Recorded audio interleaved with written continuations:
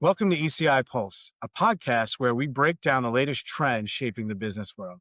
I'm Rich Itri, the Chief Innovation Officer at ECI, and today we're happy to be joined by Jason Kaufman, Principal Solution Architect at Telarus. In this series, we're exploring the key trends that will define 2026 for partners, what's changing, why it matters, and how to stay ahead. We'll focus on the most impactful shifts, including AI-driven analytics, security, compliance, and the move towards outcome-based selling. Our aim is to help partners understand where the market is headed, what risks to avoid, and how to build a reputable sales motion around this innovation. We'll share practical examples, lessons learned, with Jason and I both have a lot of, and actual insights to help you navigate this ever-changing landscape. Whether you're refining your strategy or looking for new ways to enable your team, this series is designed to deliver clear and valuable takeaways. Jason, thanks for taking the time to meet with us today and chat. I think both of us love talking about technology, and there's certainly a lot to talk about these days, right? When it comes to the current marketplace for MSPs and MSSPs, and I think that's really a great place to start. Eh, what I see in the marketplace today is a steady convergence, really, right, of MSPs and MSSPs. When you think about going back, several years, where everyone always wanted, that separation of church and state, as people always would say. But when you think about cyber, and I think more and more companies have started to realize this, cyber is really all about good IT hygiene, right? And your MSP really drives that hygiene, and that convergence now between MSP and MSSP is real. Like, we see it every day as, we're an MSP and an MSSP, but we see ourselves as both, right? And I think when you think about the evolution now and the hyper, right, transformation going on in the marketplace with AI, having that convergence has never been, more important. Yeah, and we're seeing the same thing. I mean, the only thing is we want to make sure that there's some due diligence on the separation of church and state within an entity. So the SOC team is not the same thing as the NOC team. The team that's actively on the offense and protecting, the cybersecurity is not the one that's defining the MACD work. But it makes it much more simplistic when they're under the same roof, because if you need to make a change over here, you see a gap or a vulnerability or something, it's much easier, calling within the same company to get that resolved rather than, oh, hold on, we're the MSSP. We don't have access to this. Let's hang up and dial this other company who may not be 24/7 and get them to make the change that's necessary in order to get back up and running, or make sure we patch this vulnerability. So yes, definitely the convergence between them makes it much more simple on the customers. I also like saying, instead of one throat to choke, one throat to hug. It's much more, much more romantic. Yeah, that's a very elegant way to put it. But Jace, you bring up a really good point. I think it's something that people should really, take notice of, is within the company, right? As long as they're functionally separated but integrated, right? Is the way that I always like to frame it. Our NOC team is separate than our SOC team, but they know how to work together really well, right? They know how to escalate to one another, right? And they know how to escalate even beyond just their teams, right? But to other engineering type resources that might be needed, but they all are separate functions and have their own checks and balances, along the way. Yeah, So every when MSSP always pitches that playbook. Hey, how do we escalate, and how do we treat these different severity, priority alerts that come in? It's much easier when it's all under one umbrella rather than, oh, priority one, I need to pick up the phone and dial these. I need to have this communication plan to wake up the customer and let them know. Or having multiple entities within that run book, is much more difficult than it is exactly what you were saying. Let's just reach over to the other team and pull them in. It's under the same umbrella, so it's easy to do. Yeah, look, as a former CTO myself, I had, when I was, back on the other side of the fence, I had an MSP and an MSSP. And if I would get woken up at 3 o'clock in the morning, well, first off, I would be frustrated that no one else on my team ahead of me picked up the phone.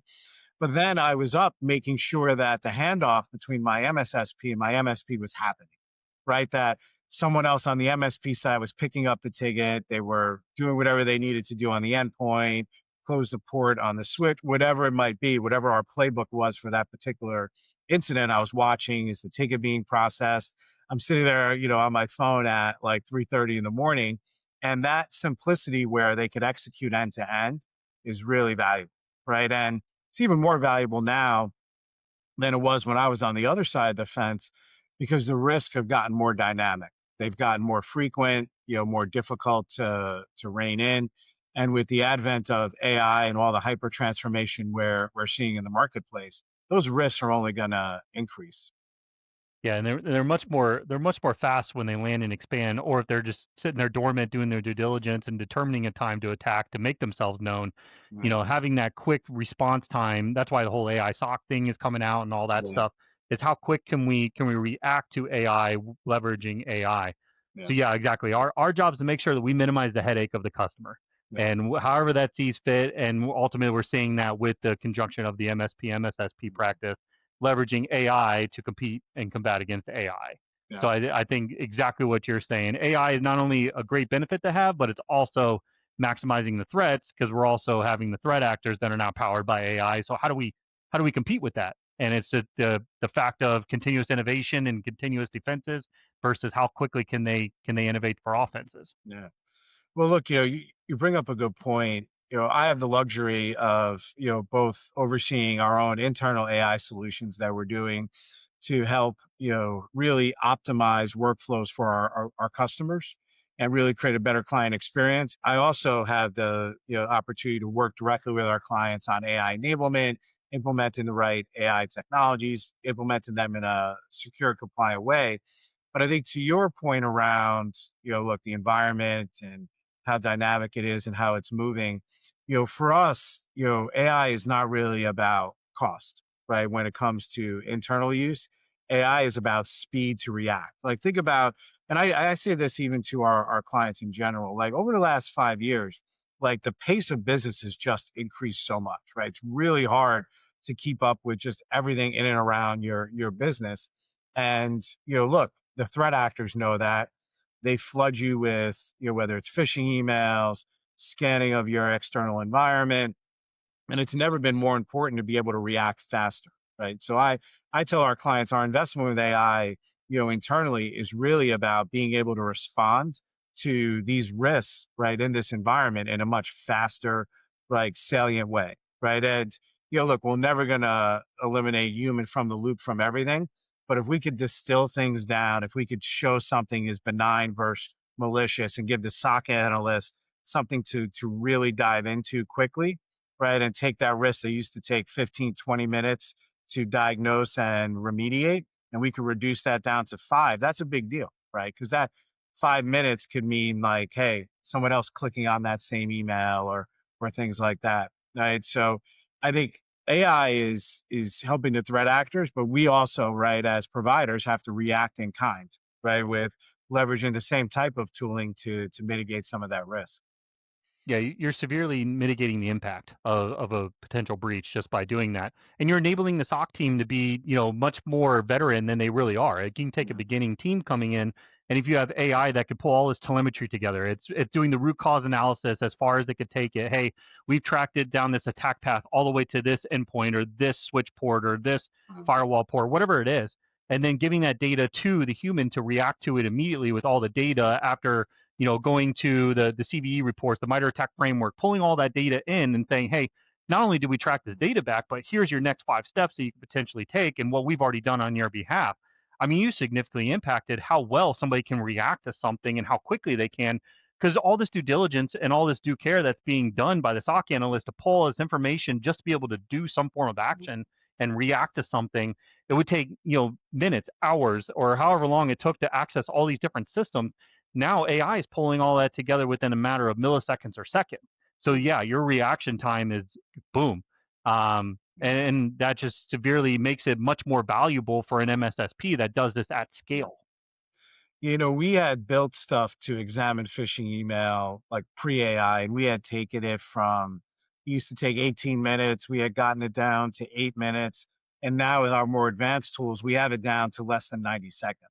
So we can tell if an email was malicious or benign.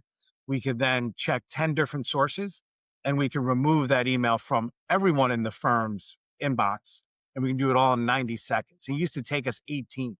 Crazy how able to collapse that. Now, the bigger problem is all that stuff getting through, and that might be a separate podcast that you and I have to do around like how to mitigate some of that risk. But Jason, you talk with clients and partners a lot, right? And we started touching on the risk around AI. Like, what are you hearing from partners and clients around the AI risk and concerns they have, and what they're looking for from the new kind of generation of MSPs and MSSPs? I mean, most of them are actually surprised to hear where the major AI threats are. They're assuming it's a threat actor sitting in a basement somewhere with a hot pocket, just going to town on some networking gear, leveraging some AI, doing some scanning. I mean, yeah, that is a threat, but the biggest threat is exactly what you were talking about, that email security. Getting somebody that's already authenticated and has access to the systems because they were designed to do that, to do their job, hacking that person rather than some form of electronic or networking gear or something like that, or a firewall. It's much easier to hack a human because of human error Yeah. and give them some more tailored email that says, "Hey, we got you free Starbucks as Employee Appreciation Day from here's from the CEO," and it's off by, instead of an O in the email, it's a zero. The domain lookalikes. Those threats are the real ones that everybody needs to protect against, because when you're looking at all this different telemetry points and the surveys that go out on how breaches occur, every year it gets higher and higher on which ones are attributed, traced back to a human element that caused it. And it's all from now being able to search social media and search something to where you can get the background of somebody with just a couple scripts within or an input within an LLM.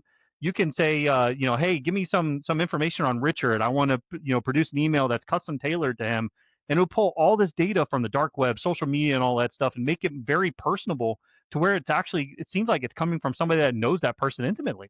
So they're much more likely to click on it and then enter their information. And then now that's where we're getting into, multi-factor authentication, passwordless, because, you're significantly impacting how much less they could give out.